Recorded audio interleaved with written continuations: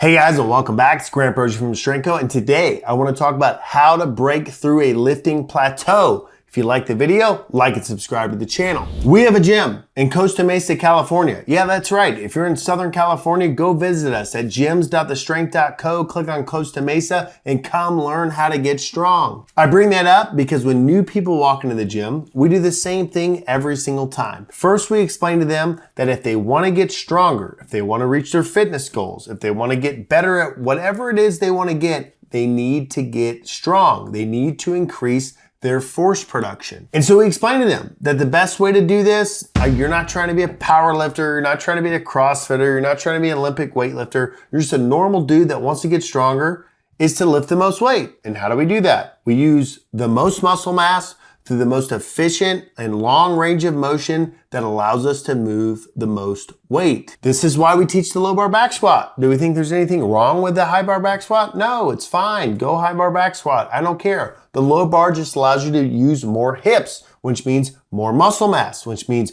more weight on the bar, which means you get stronger. And after we explain these things to them, we take them over to a chart on the wall. It's on the wall of the gym that shows the stress recovery adaptation cycle. And it tells lifters, if you're down here and you're weak and you've never trained, then your adaptation is really high. You can go in the gym and squat 95 and get stronger overnight. Literally, the next day, you will be stronger. Which means when you come back, we squat 100 pounds, then 105 pounds, then 110 pounds. And I'll often take my finger and run it up the graph as I'm explaining this to people and say, yeah, you get stronger every time you go to the gym. And I tell them, if this worked forever, we would all be squatting 1,000 pounds for 3 sets of 5. But guess what? I'm still stuck at 520. Actually, I missed it. I think I'm stuck at 515. That's right. At some point, as you get stronger, you start to plateau. And a lot of people get really upset about this because they've come to the gym, they've never trained before, they don't have a powerlifting mindset or a CrossFitter mindset or an Olympic weightlifting mindset or some type of lifting mindset. They just came to the gym because their doctor told them that they need to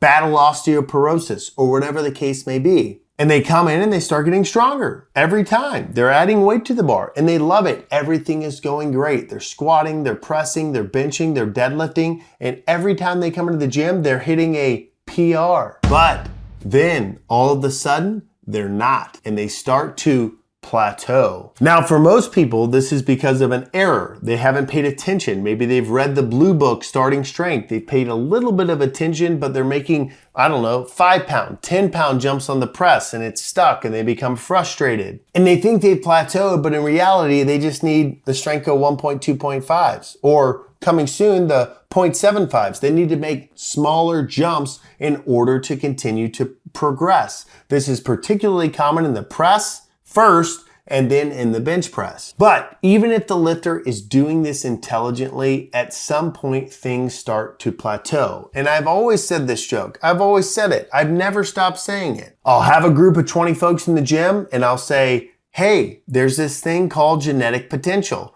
And as you get stronger, things starting to flatten out. And I tell them, some people wake up every Saturday and they unstrap the football helmet straps and they put on a football helmet and they get paid to play football. Yes, in college you can get paid now, and on Sundays in the NFL. Those people are gifted. They are different than you. And in the end of my joke, I say, and some people pay me a couple $100 to come in on Saturday morning and learn how to squat. That's you. By the way, if you like college football or pro football and you want to buy one of these helmets, check out the link in the show notes. You can go buy your team. Doesn't have to be this Marine Corps, Army, Navy game from 2 years ago helmet. You can buy whatever team you want right there. Link in the show notes. Go check it out. Back on topic. Anyway, genetics play a role. So if you're adding weight, you're doing it intelligently, you're making small jumps, you're eating enough, you're sleeping enough, you're resting enough between sets, and things start to level off, the question becomes,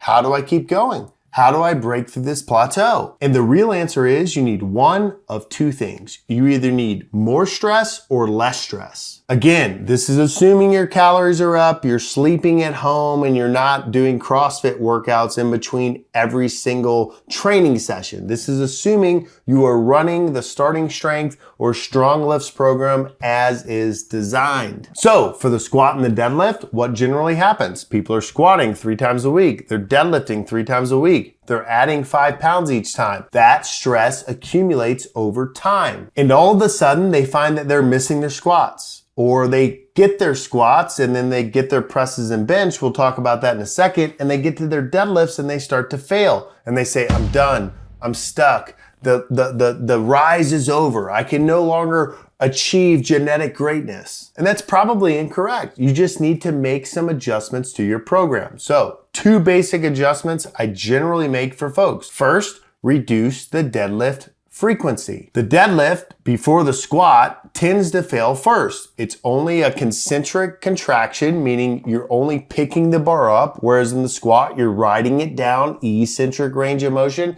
and bringing it back up. So the deadlift tends to be, out of those 2, the first thing to fail. And part of the reason is because it's the thing that you're using the most weight on. Most people's deadlifts are higher than their squats. This is because they're only lifting it up and then they're essentially dropping it. Don't drop it. Don't be that guy. But they do a controlled drop. So all of the work is in the upward phase. And so the deadlift might be, 350 pounds while the squat is at 300 pounds. So I generally like to reduce the frequency of a heavy deadlift. For most beginners, I just tell them, add in a light deadlift. So just as with the bench press and the press, we alternate between the 2, I have them do the same with the deadlift. Hey, one day you deadlift really heavy, a new weight that you've never done for a set of 5, and the next day you do, 80% for 2 sets of 5. You're still working the lower back, still working the movement pattern, but it's not quite as heavy. And I'll have them alternate those 2 things every other workout, and it seems to help. And the reason that works is 2 things. 1, they've reduced the frequency. They're not deadlifting as heavy every single time, so they are not overtrained. And 2,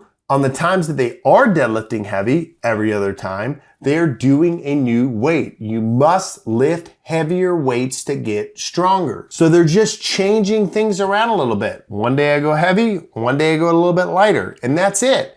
And that allows them to see new weights, still do the deadlift every time, and add a stress that will make them get stronger. It's very similar in the squat. If you're squatting 3 days a week and you're adding 5 pounds each time, at some point you're not going to be able to do that. It's too much stress. You can't recover fast enough. Again, this depends if you're sleeping and resting long enough, like you should be. So I do something similar for them. I say, hey, the middle squat day, I want you to do 80% for 3 sets of 5. So on Mondays and Fridays or Tuesdays and Saturdays, don't get caught up in minutia. I'm still squatting heavy, new weights, but that middle day, I'm squatting a little bit lighter. But what's helping break through the plateau is that you are seeing new weights. So these adjustments are not about the light days. They're not about, hey, I'm doing less weight because reps in reverse and reps in reserve and RPE, blah, blah, blah, blah, blah, blah, blah. No, it's not about that.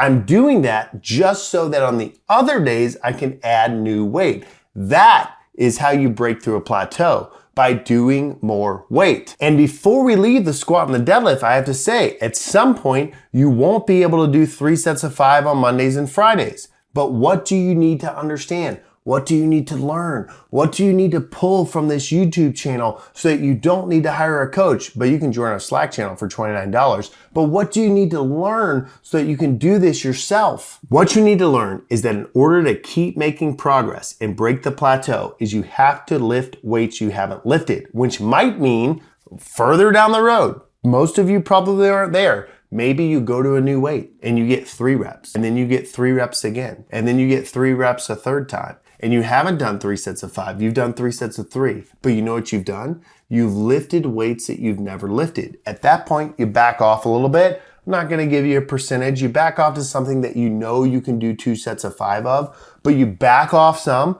and you collect the volume. You make sure that you still have enough total work, total tonnage, as the nerds like to say. But in order to break the plateau, it is not an answer of resetting. You can't just reset. You can't just go back and run full speed into the same wall you hit before. You have to change what you're doing, and what you change is the weight on the bar. You must do a heavier set in order to get stronger. And you'll probably have some type of spiritual awakening that happens at this time, that when you realize, hey, I'm not actually stuck. I'm just kind of being a wimp. We'll just leave it at that. Same thing goes for the deadlift. When the deadlift starts to stall for sets of 5, maybe go to a set of 3 for a top set, hit a new weight, then back off, collect the volume. Remember, for squats, presses, benches, you need 15 hard reps. For the deadlift, originally you need 5 hard reps. Later on, I think you need around 8 to 10. So it might be a top triple, and then a back off set of 5. It might be a top single, and then 2 back off sets of 5. Don't think about this cut and dry. It's not that simple, but you need more weight than you've ever lifted on the bar in some form or fashion in order for you to break a plateau. Now, for the press and the bench press, this gets a little more confusing. It gets a little more annoying. It gets a little less satisfying. You need small plates. You need 0.75 pound plates. You need to make small jumps. If you're making 2.5 pound jumps or 5 pound jumps, that's probably too big. If your bench is stalling or your press is stalling, you need to be making micro jumps. Our 0.75 pound plates will be available in December of this year. You can stuff them in your stockings by Christmas. I promise. They'll probably be up on the store around December 10th. Go sign up so that you're the first to know. But the same principles that we talked about the squat and the bench apply. You need to be adding more weight to the bar than you've ever done. In order to break a plateau, you must lift more weight. Again, and I'll beat this horse until it's dead, and everyone in the neighborhood knows it's dead, and until we've chopped it up and barbecued it with Carolina Gold barbecue sauce. But seriously, you need more weight on the bar in any way that you can get it. But you must make sure you're resting enough. I have a whole video on resting. You must make sure you're sleeping enough, and you must make sure you're eating enough. If you're not doing those things, don't be an idiot. Go into the gym and just add more weight because Grant said, and expect to have success. The strategy on the bench and the press is very similar to the strategy on the squat and the deadlift. Hey, I add more weight. Maybe I get doubles. Maybe I get triples. Maybe I get sets of 4, but I get the new weight. I get some type of volume, at least 5 reps. Yes, that could mean when you're pressing, you might get only 5 singles. Or if you're bench pressing, you might only get 5 singles or 3 sets of 2 or something like that. But you need around 5 reps at the new weight and then a back off for 2 sets of 5 that are very difficult. So at the end of the day, you get 15 total hard reps, and some of them are with a weight that you have never, ever used. Now, this could be a little confusing for some of you. If you're just getting started, don't worry about it. Just make small jumps, go up on every lift. But if you're stuck and you've been running starting strength and you keep resetting to 80%,